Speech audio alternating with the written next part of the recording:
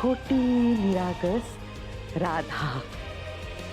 तिला तिच्या कुटुंबापासून लांब केलं आणि इथे घेऊन आले, माझ्या अनाथाश्रमात ठेवलं आणि खूप थाटामाटात तिचं अथर्वशी लग्न लावून दिलं.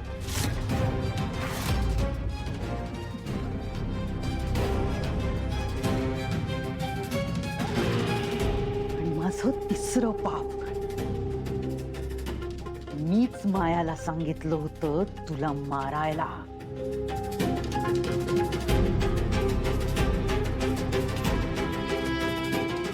तुला एक गोष्ट माहितीये मीरा, जेव्हा मायाने आउट हाऊसला आग लावली होती ना, तेव्हा अंबिका जिवंत होती. हो अगं, त्यामुळे मला स्वतःला जावं लागलं तिला मारायला.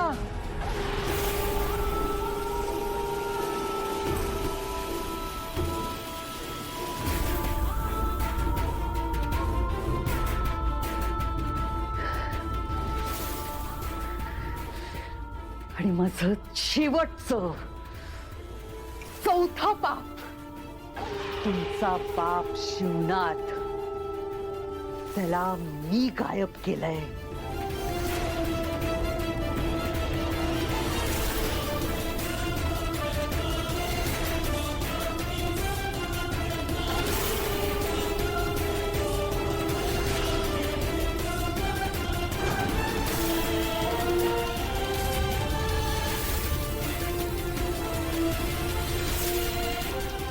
तो माझ्या तावडीत आहे.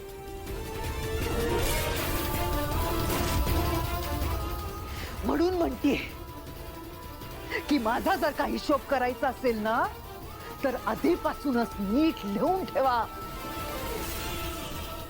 कारण याच्या पुढे मी काहीही लपवणार नाहीये.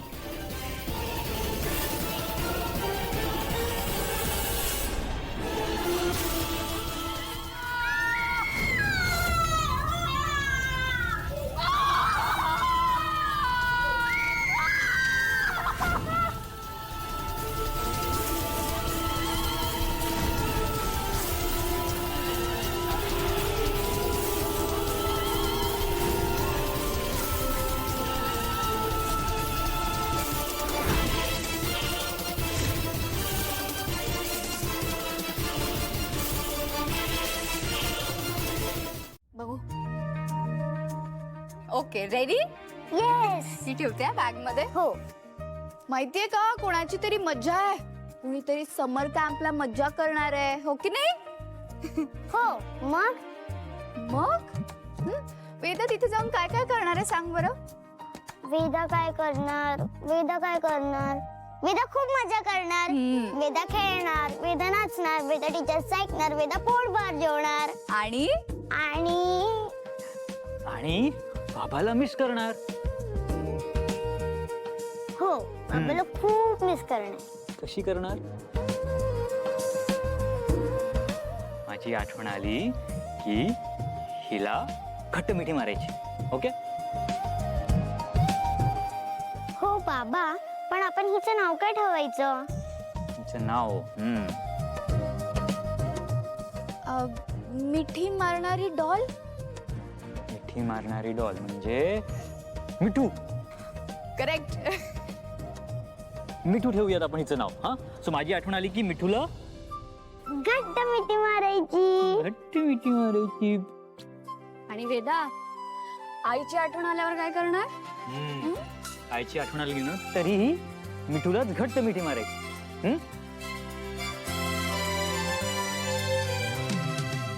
नाही, जर आईची आठवण आली तर सरळ घरी निघून येईल. बापरे. अगं वेदा, असं काहीच करायची गरज नाहीये. बाबा म्हणाले तसं कर, किंवा मग फोन कर ना मला, आपण फोनवर बोलूया. ठीक आहे? बेस्ट. ओके. हो. मीरा, बरं झालं वेदा समर कॅम्पला चालली आहे.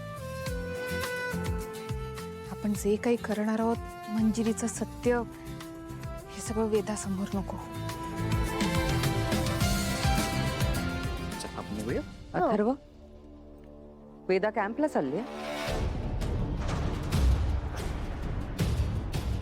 हो आई. का?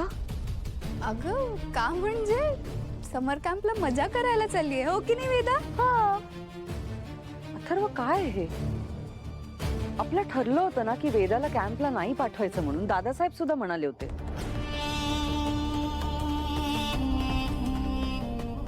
आई समर कॅम्प आहे, वेदा हट्ट करत होती. आणि मी बाबांशी बोललोय, ही ओके विथ इट, त्यांनी होकार दिलाय. तर मग घरात काय चाललंय याची कल्पना आहे तुला? आहे आम्हाला कल्पना. आणि वेदाची काळजी करायची काहीच गरज नाही, कारण वेदाच्या जीवाला ज्या व्यक्तीमुळे धोका आहे